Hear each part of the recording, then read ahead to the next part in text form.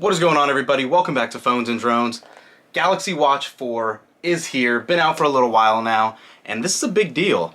Samsung and Google came together to try to fix WearOS, or Tizen as it's going to be now as a skin going forward for watches from Samsung. This is the first time in a partnership with Google that they are really trying to hone in and make something a little better than what they had with these prior generation watches. All the fragmentation that Android itself is known for. And for those of you that follow the channel, you know we love our smartwatches here. So once we had a chance to get our hands on this new Watch 4 series, we went with the regular one, not the classic.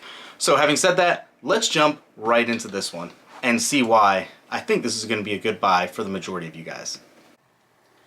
First things first, as you can see here, I did change out that standard watch band that comes with it.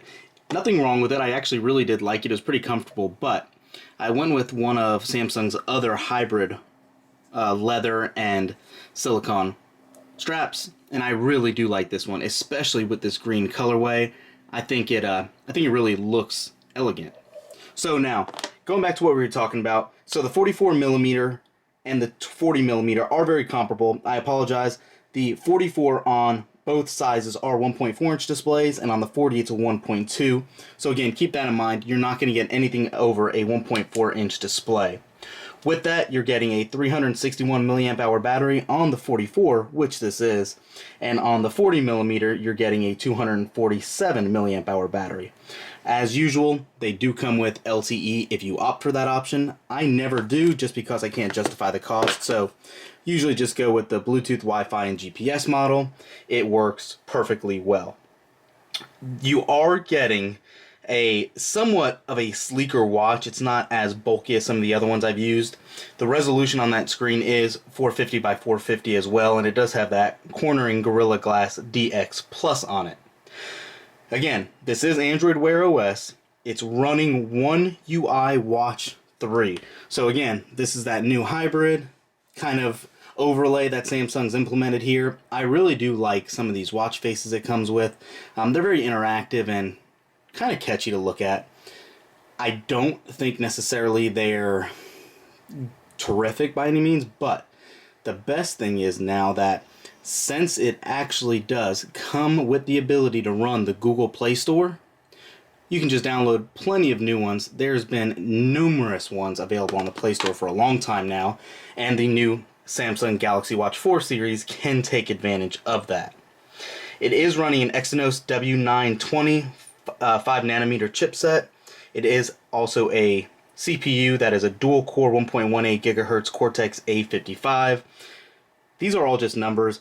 Long story short, it performs just as you would expect. I would say one of my most impressive features that it's updated is when you get notified of something, that delay waiting to see the notification and for it to expand was terrible on prior Wear devices, and now it is pretty much seamless and just as quick as the Apple Watch is. So I do like that. Definitely glad that they decided to focus a little bit of attention on that.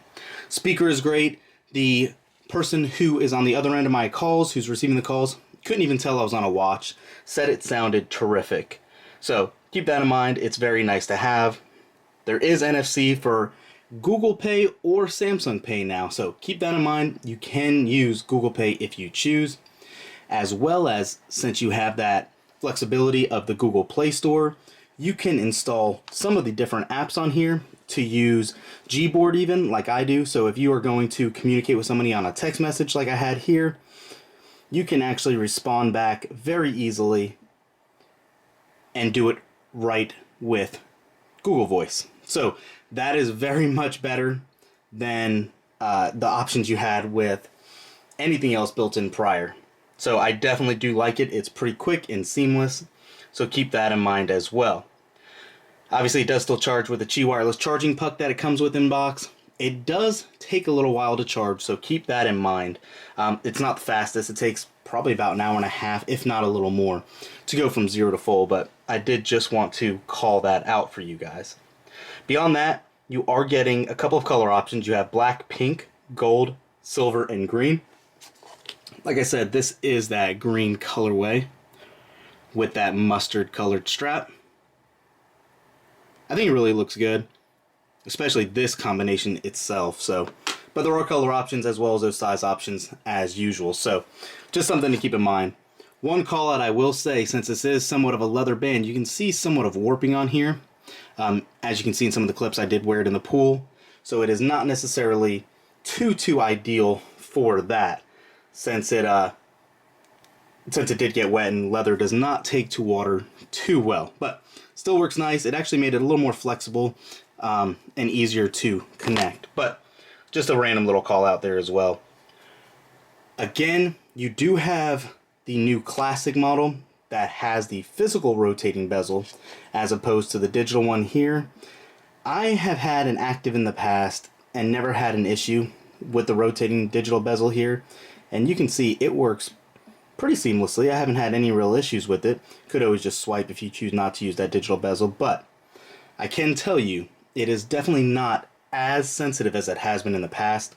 One of the first updates that came out actually did try to increase that touch sensitivity, and it worked well, but it could always be a little better.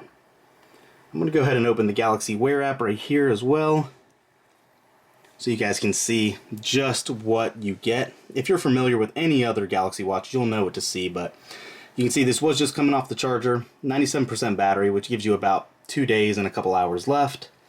Most of the interactions you're going to be doing with this app are going to be for your watch faces, and like I said, there is quite a good variety on here, from classic to interactive to graphical, like they say, informative, simple.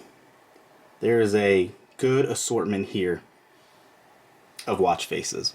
But again, like we said, you can simply click get more watch faces here, and it takes you right to the Play Store, and you can now just pick and choose Facer or any of those other big named watch face developers products. So totally up to you. Customizing is again a lot more easy now, since you are going to be using WearOS instead of just Tizen's and Samsung's homebrewed operating system. Speaker sounds good, like I said, guys. I haven't had any issues using this for a couple weeks now, even actually closer to a month, so I really do like it. What do you guys think? Do you prefer the active or the classic look, or I should just say now, the plain Galaxy Watch 4 or the 4 Classic? Are you going to be picking one of these up? Are you sold on the new operating system? There's been a lot of talk and rumors about a Pixel Watch. Hopefully at the Pixel 6 event we will see something come to life and Google actually officially unveil it. I'm super excited about that. This might take a backseat to that one when it comes out, but for now, this is what's on my wrist. This is my main phone in my pocket, so it keeps it very easy. Thanks for watching, guys. Thumbs up this video if you liked it, subs if you loved it, and we will catch you in the next one. Peace.